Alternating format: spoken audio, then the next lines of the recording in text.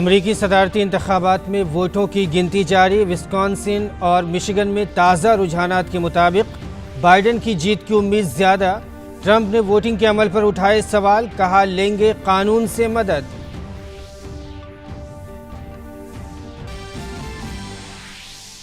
अक़वाम मुत्तहिदा general assembly ने भारत की दहशतगर्दी मुखालिफ तजवीज़ को इत्तफ़ाक़ राय से किया मंजूर। भारत की तजवीज़ को मिली 75 ममालिक की हिमायत।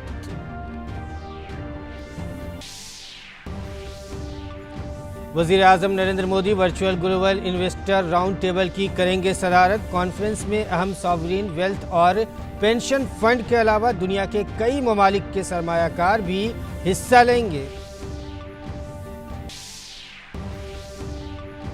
वज़ीर दाखिला अमित शाह मगरबी बंगाल के 2 रोज़ा दौरे पर। बांकुरा में पार्टी कारकुनों, मीडिया के अफराद और मुख्तलिफ बिरादरियों के नुमाइंदों और अवाम से करेंगे बातचीत।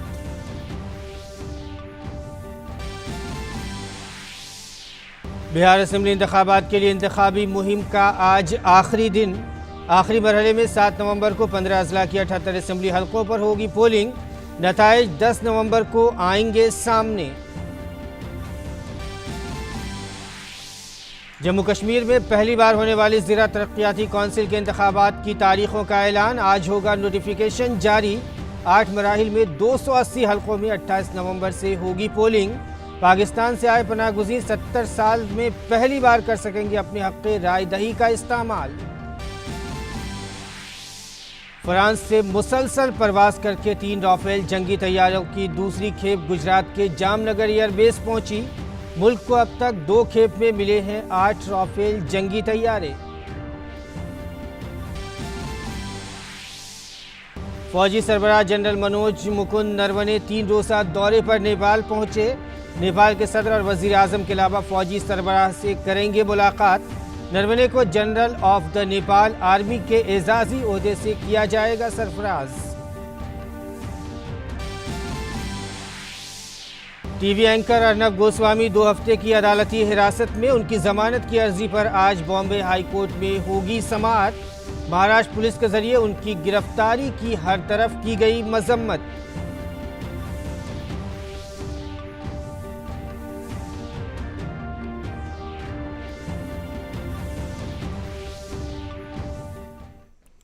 नाजरीन आदाब, सुबह 9 बजे के उर्दू खबरनामे में आपका खैर मकदम है। मैं हूं मसरूर फैज़ी। आइए अब खबरों पर तफसील से नज़र डालते हैं। अमरीकी सदारती इंतखाबात के नताइज में ताज़ा रुझान जो आ रहे हैं उसके मुताबिक डेमोक्रेटिक पार्टी के उम्मीदवार जो बाइडेन ने रिपब्लिकन पार्टी के अपने हरीफ और मौजूदा सदर डोनाल्ड ट्रंप पर अहम सबकत हासिल कर ली है। बाइडेन 264 नुमाइंदा वोटों पर सबकत बनाए हुए हैं, जो अक्सरियत के लिए ज़रूरी 270 से सिर्फ 6 कम है। वहीं डोनाल्ड ट्रंप अब भी 214 पर ही टिके हुए हैं। बाइडेन को यह सबकत अहम रियासतों मिशिगन, विस्कॉन्सिन और एरिज़ोना में जीत हासिल होने के सबब मिली है। बहरहाल वोटों की गिनती के इस तवील अमल के सबब हतमी नताइज आने में अभी और वक्त लगेगा, क्योंकि इस बार डॉक्स से जो हासिल होने वाले वोट हैं उनकी तादाद पहले के मुकाबले गैर मामूली तौर पर ज़्यादा हैं और इसी वजह से वोटों की गिनती में काफ़ी वक्त लग रहा है। वाज़ेह है कि मिशिगन, एरिज़ोना और विस्कॉन्सिन गुज़िश्ता बार ट्रंप के खाते में आ गए थे, जिससे उन्हें सदारती इंतखाबात जीतने में मदद मिली थी। और कल जब इंतखाबी नताइज आने शुरू हुए तो दोनों ही उम्मीदवारों ने हामियों के दरमियान जीत का दावा किया। डोनाल्ड ट्रंप ने साथ ही कहा कि वोटों की गिनती की कार्रवाई को सुप्रीम कोर्ट में चैलेंज करेंगे। उन्होंने डाक से मौसूला वोटों पर सवाल उठाए हैं।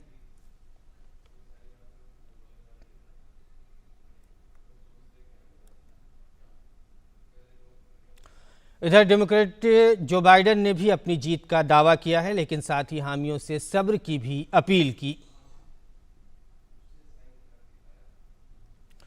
और अमरीकी सदारती इंतखाबात के ताज़ा रुझान क्या हैं उस पर हम बात करते हैं अपने नुमाइंदे अभिषेक झा से। अभिषेक, अभी तक जो रुझानात आ रहे हैं उसके मुताबिक जो बाइडेन आगे दिखाई दे रहे हैं, लेकिन क्या लगता है कि अब भी रुझानात में कुछ तब्दीली आ सकती है? क्या ट्रंप भी या ये कहें कि ये जो रुझानात सामने आ रहे हैं यही रहेंगे या कुछ इसमें तब्दीली आने की उम्मीद है? देखिए मसरूर, जो भी अभी हम स्थिति देख रहे हैं वो अभी पूरी तरीके से फाइनल नहीं है। लेकिन इतना ज़रूर हम मान सकते हैं कि जो बिडेन ने एक इतनी बड़ी बढ़त बना ली है कि जिसको पाटना अब ट्रंप के लिए मुश्किल लग रहा है। करीब करीब 50 जो इलेक्टोरल वोट्स है उसका अंतर अब ट्रंप और बाइडेन के बीच में हो चुका है। जो जो ज़्यादातर नतीजे हैं वो आ चुके हैं एक दो स्टेट्स को छोड़कर, जैसे नेवादा है, जहां पर इलेक्टोरल वोट्स उतनी बड़ी तादाद में नहीं हैं। जब स्विंग स्टेट्स की हम बात करते हैं कि जिनमें लॉयलिस्ट ना वो रिपब्लिकन के हैं या ना डेमोक्रेट्स के हैं, और जिन्हें बैटल ग्राउंड फील्ड्स कहा गया था, कि जहां पर दोनों पक्षों ने बहुत ज़्यादा मेहनत की थी ताकि ये जो स्टेट्स हैं वो उनके अपने अपने पक्ष में आए, वहां पर काफ़ी ज़्यादा इस बार जो फेवर है वो जो बिडेन की तरफ देखा गया है, जिसकी वजह से जो बिडेन एक निर्णायक बढ़त बनाने में कामयाब होते हुए नजर आ रहे हैं।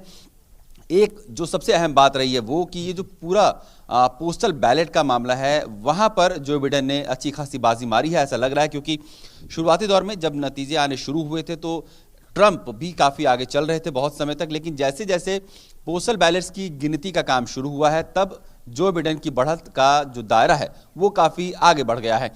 और इस पूरी प्रक्रिया को एक तरीके से कहें तो जैसा माना जा रहा था कि जो पूरा पोस्टल बैलेट है वो जो बिडेन के फेवर में जा रहा है, वैसा होता हुआ भी दिख रहा है। और जो नंबर ऑफ बूथ्स जहां पर कि लोगों ने बूथ पर जाकर वोटिंग की है वो निश्चित रूप से ट्रंप के खाते में ज़्यादातर वोट्स गए हैं, यानी वो ज़्यादातर रिपब्लिकन वोट्स रहे हैं। तो मौजूदा स्थिति आप एक तरीके से कह सकते हैं कि ये जो प्रेसिडेंसी है यूएस में वो ट्रंप के हाथ से फिसलती हुई नजर आ रही है। जी अभिषेक, ये बताएं कि जैसा आपने कहा कि अभी जो बाइडेन के हक में दिखाई दे रहा है, लेकिन कल जैसा कि ट्रंप के द्वारा भी कहा गया था कि वो अदालत का रुख कर सकते हैं, वो कोर्ट जा सकते हैं, जो रुझानात आ रहे थे उसके बाद दोनों पार्टियों की तरफ से कोर्ट जाने की बात हो रही है, तो क्या लगता है इसको देखते हुए नताइज या रिजल्ट आने में अभी कितना वक्त और लग जाएगा? देखिए, अगर मामला कोर्ट में जाता है तो निश्चित रूप से उस पर सुनवाई होगी। क्या होना है ये वहाँ पर जजेस तय करेंगे।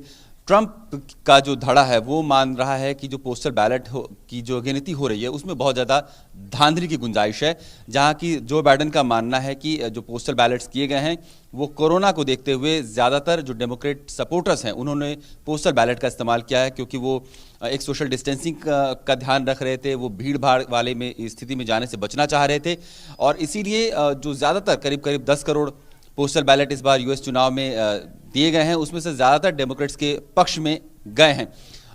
जहां तक रिपब्लिकन पार्टी यानी ट्रंप की पार्टी का सवाल है, वहां पर ज़्यादातर लोग कोरोना के दरमियान जो हेल्थ प्रोटोकॉल्स है उसका बहुत ज़्यादा कड़ाई से पालन नहीं कर रहे थे, और यही वजह है कि जो बूथ्स पर जाके उन्होंने वोट देना प्रेफर किया है, और यही नतीजा रहा कि वो ट्रंप शुरुआती दौर में थोड़े बढ़त बनाते हुए भी दिखे थे।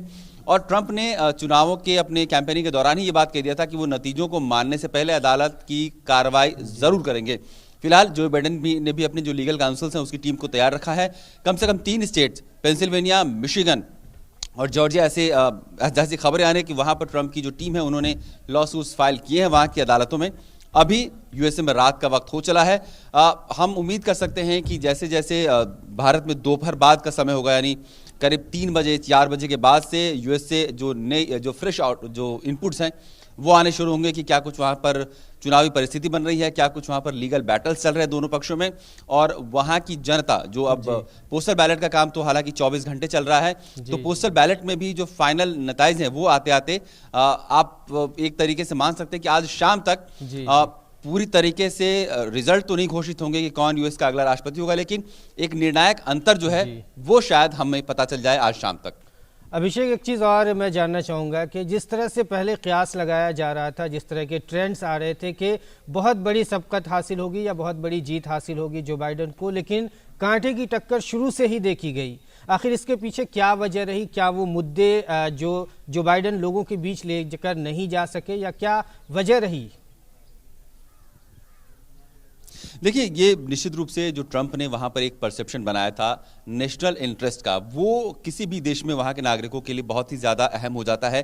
ट्रंप ने चीन को बहुत ज़्यादा घेरा था, वहां पर कोरोना को बताया था कि चीन से वो प्रॉब्लम आ रही है।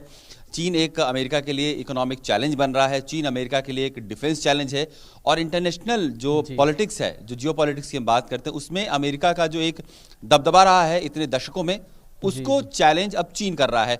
तो अगर वह अमेरिका चाहता है, अमेरिका के लोग चाहते हैं कि वो चीन से आगे बने रहे और अमेरिका का जो वर्ल्ड लीडर का रुतबा है वो कायम रहे, तो वो ट्रंप को वोट दें। ये ट्रंप की पूरे टाइम चुनाव प्रचार के दौरान उनकी एक कोशिश रही है, जिसका बहुत बड़ा फायदा उनको मिला है। दूसरी जो बात जो जो बाइडेन के हक में गई है वो ये कि कोरोना जो पिछले 6-8 महीने में जिसने तबाही मचाई है दुनिया भर में, उसकी टैकलिंग को लेकर ट्रंप को उन्होंने घेरा है कि ट्रंप की वजह से ही और उनके अच्छे कदम ना उठाने की वजह से ही करीब 2,30,35,000 लोग अमेरिका में मारे गए हैं। इन्फेक्शन का दर अमेरिका में इतना ज़्यादा है, दुनिया का सबसे ज़्यादा इन्फेक्शन का रेट और इन्फेक्शन के नंबर्स अभी अमेरिका में हैं। तो और ये सब हुआ है इस वजह से क्योंकि ट्रंप ने एक अप्रोप्रिएट तरीके से कदम नहीं उठा और इसी वजह से कोरोना को फैलने दिया, लॉकडाउन नहीं किया। जो रिपब्लिकन पार्टी के उम्मीदवार थे वो खुद भीड़-भाड़ वाले इलाके में जा रहे थे, उन्होंने जो हेल्थ प्रोटोकॉल से उसका पालन नहीं किया। तो ये आप कहें तो जो ट्रंप की जो एक लॉन्ग टर्म पॉलिसीज थी अमेरिका के इंटरेस्ट को आगे रखने की, उसका फायदा ट्रंप को मिला। लेकिन जो पिछले 6-8 महीने में जो कोरोना से उपजे हालात थे, चाहे इकोनॉमिक हालात हो, सोशल हालात हो, पॉलिटिकल जो सिनेरियो हो, वहां पर लगता है कि जो बाइडेन लोगों को कन्विंस करने में कामयाब हुए हैं और इसीलिए जो मुकाबला है वो किसी एक खाते में बहुत ज्यादा स्वीपिंग तरीके से ना जाते हुए बहुत ही कांटे का रहा है। और अभी भी जबकि अब करीब 48 घंटे होने को हैं, अभी भी हम यूएस इलेक्शन में फाइनली ये कह नहीं पा रहे कौन सी पार्टी जीती है। सिर्फ हमें ये पता चल रहा है कि जो अंतर है वो जो बाइडेन के पक्ष में जाता हुआ नजर आ रहा है। जी अभिषेक, आपका बहुत बहुत शुक्रिया अमरीकी इंतखाबात से मुताल्लिक़ ताज़ा जानकारी देने के लिए। तो ये थे हमारे नुमाइंदे अभिषेक झा जो हमें अमरीकी इंतखाबात से मुताल्लिक़ जानकारी दे रहे थे कि अभी फ़िलहाल जो बाइडेन जो ताज़ा रुझानात हैं उसके मुताबिक वो आगे चल रहे हैं। बुलेटिन में वक्त हो चला है एक वक्फे का, हम जल्द हाजिर होते हैं। देखते रहिए आप उर्दू खबरनामा।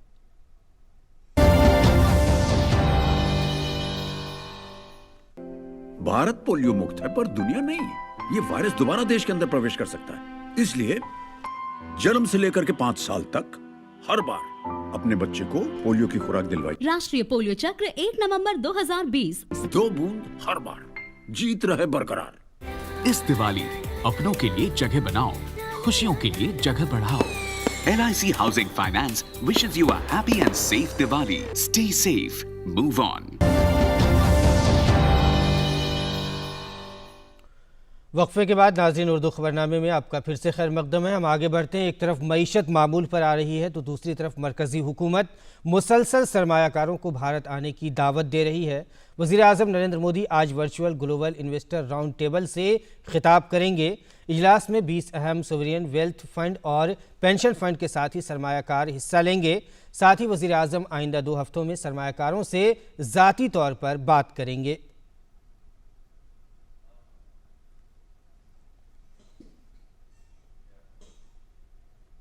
और आइए अब बात करते हैं बिहार इंतखाबात की।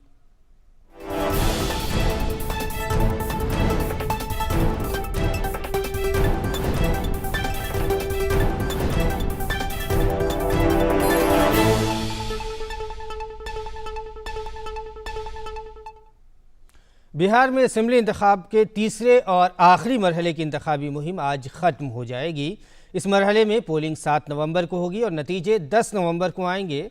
इस मरहले में मगरबी चंपारण, मशरक़ी चंपारण, किशनगंज, कटिहार, मधेपुरा, सुपौल और समस्तीपुर समेत 15 अजला की 78 असेंबली सीटों पर पोलिंग होगी। वाल्मीकि नगर पार्लिमानी हल्के के ज़िमनी इंतखाब के लिए भी पोलिंग 7 नवंबर को होगी। बीजेपी, जेडीयू, आरजेडी और कांग्रेस के बड़े लीडरान इंतखाबी रैलियां कर रहे हैं। राष्ट्रीय लोक समता पार्टी और हिंदुस्तान अवाम मोर्चा समेत बायां बाजू के लीडर भी रैली और रोड शो कर रहे हैं।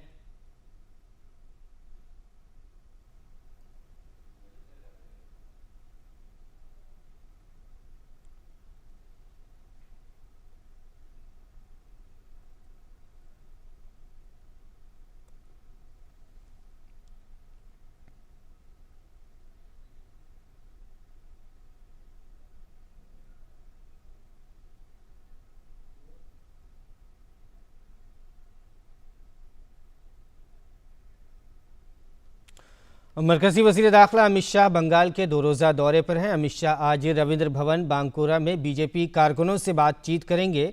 इसके साथ ही वो सोशल ग्रुप डायलॉग प्रोग्राम के ज़रिए मुख्तलिफ बिरादरियों के नुमाइंदों से मुलाकात भी करेंगे। वज़ीर दाखिला भगवान बिरसा मुंडा के मुजस्समे पर गुलहाए अक़ीदत नज़र करेंगे। काबिल जिक्र है कि अमित शाह 2021 असेंबली इंतखाबात के पेश नज़र पार्टी की तंजीमी तैयारी का जायज़ा लेने कल देर रात कोलकाता पहुंचे। सबसे पहले उन्होंने मुबैना तौर पर अदालती हिरासत में मारे गए बीजेपी कारकुन मदन घोरी के अहल खाना से मुलाकात की। उनके साथ बंगाल बीजेपी सदर मुकुल राय, बंगाल के इंचार्ज व जनरल सेक्रेटरी कैलाश विजयवर्गीय भी मौजूद थे।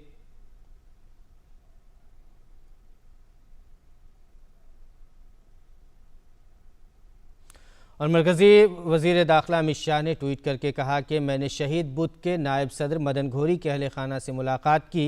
इस बहादुर कुंबे को मेरा सलाम। बीजेपी मगरबी बंगाल में मजालिम और नाइंसाफ़ी के ख़िलाफ़ लड़ते हुए अपनी जान देने वाले हमारे तमाम कारकुनों की मक़रूज़ रहेगी।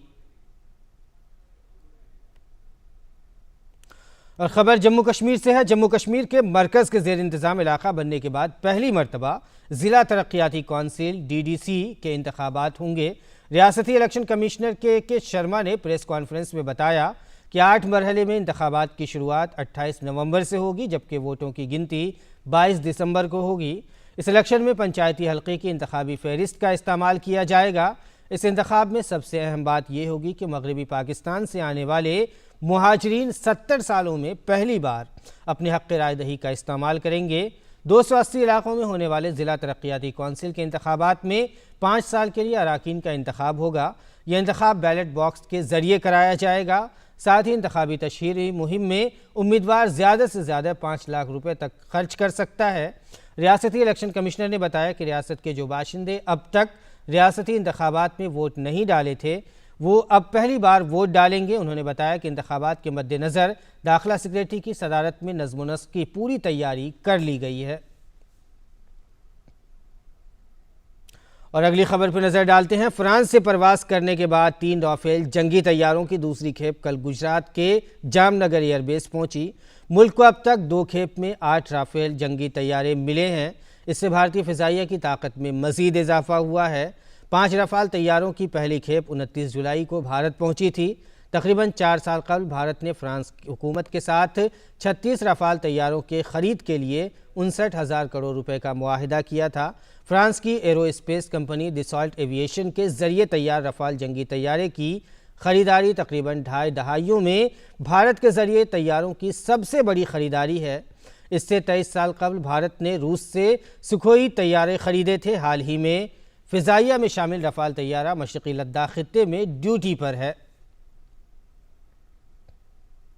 फ़ौजी सरबराह जनरल MM नरवणे नेपाल के सैरोज़ा दौरे पर वहां पहुंच गए हैं। 6 नवंबर तक अपने नेपाल के दौरे के दौरान फ़ौजी सरबराह को नेपाल के सदर विद्या देवी भंडारी नेपाली फ़ौज के जनरल की एजाज़ी डिग्री से नवाजेंगी। इसके अलावा फ़ौजी सरबराह नेपाल के वज़ीर आज़म KP शर्मा ओली और अपने नेपाली हममनसब पूरन चंद्र थापा से भी मुलाकात करेंगे। और इसके साथ ही जनरल नरवणे नेपाली फ़ौज के 2 फील्ड अस्पतालों को कोविड-19 से निपटने के लिए तिब्बी आलात और वेंटिलेटर्स भी देंगे।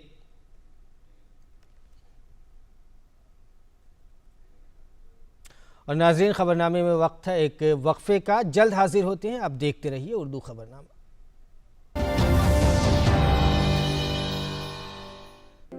भारत पोलियो मुक्त है, पर दुनिया नहीं। ये वायरस दोबारा देश के अंदर प्रवेश कर सकता है। इसलिए जन्म से लेकर के 5 साल तक हर बार अपने बच्चे को पोलियो की खुराक दिलवाई। राष्ट्रीय पोलियो चक्र 1 नवंबर 2020। 2 बूंद हर बार, जीत रहे बरकरार। इस दिवाली अपनों के लिए जगह बनाओ, खुशियों के लिए जगह बढ़ाओ।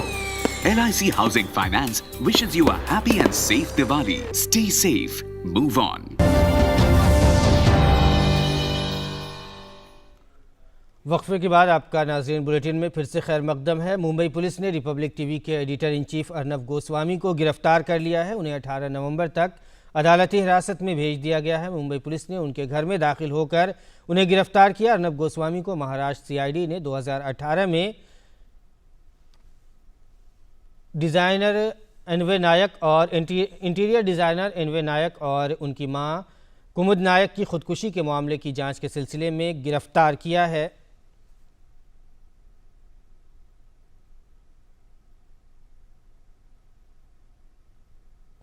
मरकज़ी वज़ारत इत्तलात और नशरियात ने भारत में टेलीविज़न रेटिंग एजेंसी की गाइडलाइन का जायज़ा लेने के लिए एक कमेटी तश्कील दी है। प्रसार भारती के CEO शशि एस वेम्पति की सदारत में बनाई गई ये कमेटी भारत में टेलीविज़न रेटिंग सिस्टम के मुख्तलिफ पहलुओं की जाँच करेगी और अगर ज़रूरी हुआ तो उसमें तब्दीली भी करेगी। कमेटी नोटिस जारी करने के 2 माह के अंदर अपनी रिपोर्ट देगी।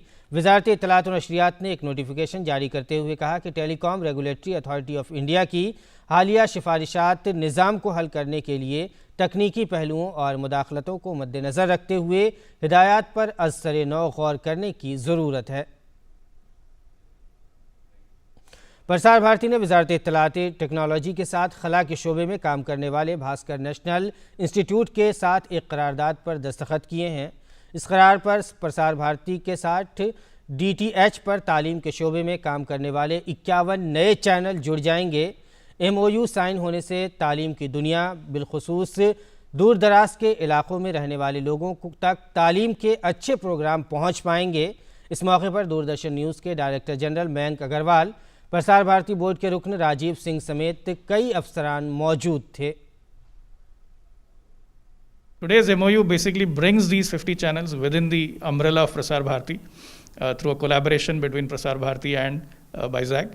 As a result of this collaboration, all of these channels will have the Doordarshan co-branding, and they will become a part officially of the DD Free Dish platform. And the Doordarshan authorized set-top boxes will have a menu option where you can browse and discover these channels, and we see this as a very important step, especially शानदार झलक और मिसाल पेश की। मालाबार मश्क के दूसरे दिन भारतीय बहरिया की पनडुब्बियाँ रणविजय, श्वालिक शक्ति, सुकन्या, फ्लैट स्पोर्ट, शिव शक्ति और सिंधु राज सबमरीन खलीज बंगाल में आबदोश शिकन जंगी मश्क में हिस्सा ले रही हैं। दूसरी तरफ अमरीकी बहरिया ने guided missile destroyer USS John S McCain, ऑस्ट्रेलियाई बहरिया ने हेलीकॉप्टर के साथ लॉन्ग रेंज फ्रिगेट बालाराट और जापानी बहरिया ने हेलीकॉप्टर के साथ डिस्ट्रॉयर ओनामी के साथ हिस्सा लिया। मालाबार मश्क की शुरुआत 1992 में भारत और अमरीकी बहरिया ने बहर हिंद में मुश्तरका मश्क से की थी। जापान साल 2015 में शामिल हुआ और ऑस्ट्रेलिया इस साल पहली बार इन बहरी मशकों में हिस्सा ले रहा है। कोरोना के खिलाफ सरकार के सख्त इक़दाम की वजह से बेहतर नतीजे बरामद हो रहे हैं। वज़ारत सेहत व ख़ानदानी बहबूद के मुताबिक मुल्क में कोरोना वायरस से मुतासिर लोगों में से अब तक 5,76,000 से ज़्यादा मरीज़ सेहतयाब हो चुके हैं।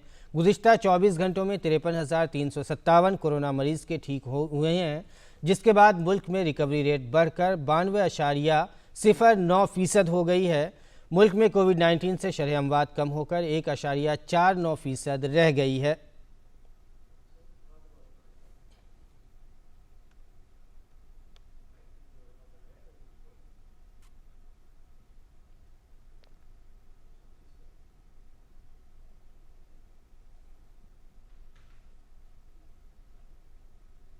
और नाज़रीन, आइए अब डालते हैं दिल्ली से शाये अखबारात के जायज़े पर एक मुख्तसर जायज़े पर नज़र।